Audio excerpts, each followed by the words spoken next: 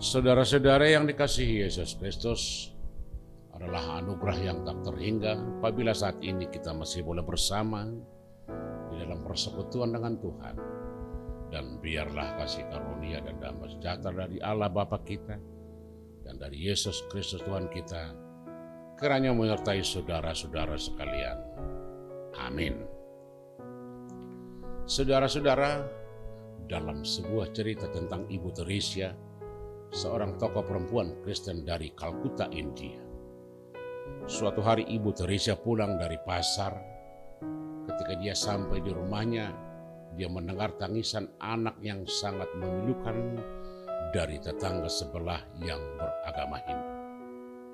Karena kasihan Ibu Teresia mendatangi tetangganya, dan ternyata tangisan itu adalah karena kelaparan. Langsung saja Ibu Teresia mengambil beras yang baru saja dibeli dan diberikan kepada tetangganya.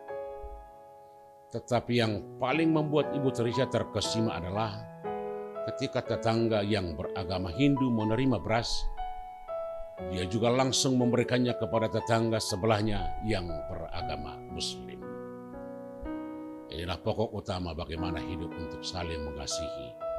Sebagaimana Yesus katakan, apabila kamu mengasihi orang yang mengasihi kamu, apakah upahmu? Bukankah pemungut cukai juga berbuat demikian? Matius 5 ayat 46. Saudara-saudara, melihat seluruh ciptaan kita memahami bahwa segala sesuatu telah dicipta saling melengkapi dan saling ketergantungan. Tidak ada hidup yang hanya untuk diri sendiri, tetapi saling membutuhkan. Tidak ada yang dapat berkata, saya tidak memerlukan orang lain. Kita bisa sempurna karena ada orang lain. Seperti adanya siang dan malam itulah yang membuat waktu. Adanya jauh dan dekat itulah yang mencipta jarak.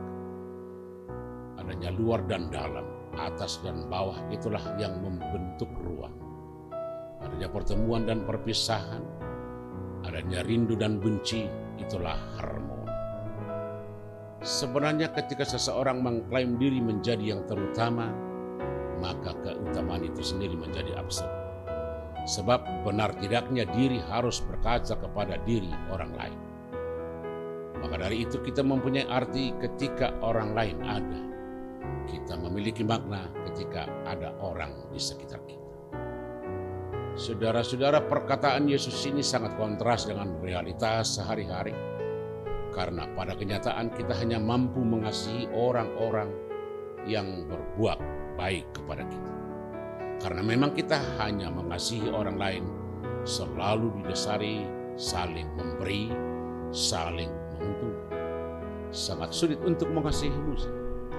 Bagaimana mungkin kita mengasihi orang yang menyakiti atau membenci kita? Itulah paradoks kerajaan Allah, di mana selalu berhadapan dengan dunia. Tetapi sebenarnya inilah pokok firman Tuhan. Kasih itu harus menembusi seluruh kepentingan, harus mengatasi semua keinginan. Kasih tidak pernah dihitung dengan kalkulasi ekonomi atau untung rugi. Kasih harus mengalir dari kelapangan hati, harus dilakukan dengan ketulusan. Kalau orang hanya mengasihi orang yang mengasihinya, itu sama saja dengan orang lain, tidak ada beda dengan orang-orang secara umum. Bahkan Yesus berkata, orang jahat juga melakukan hal yang sama. Ketika orang menerima dari apa yang dia beri, itu hanya sebatas saling memberi. Bagi orang percaya, memberi adalah suatu kewajiban, karena apa yang kita miliki semua berasal dari Tuhan dan harus dipakai untuk merawat dan menjaga umat Tuhan. Ketika seseorang memberi tanpa menginginkan balasan, itulah makna iman. Karena iman tanpa perbuatan pada hakikatnya adalah mati, kata Yakobus. Saudara-saudara, memang di dalam kehidupan banyak karakter yang harus dihadapi karena masing-masing mempunyai pola pikir dan perilaku yang berbeda. Karena itu diperlukan cara dan metode yang berbeda pula. Tetapi pada prinsipnya untuk dapat mengasihi diperlukan sikap yang lembut, bukan hanya kata-kata, juga menyangkut tindakan, pemahaman, dan perasaan. Apalagi harus mempunyai sikap yang bijaksana dan arif sangat perlu dikembangkan untuk memahami dan mengerti orang lain.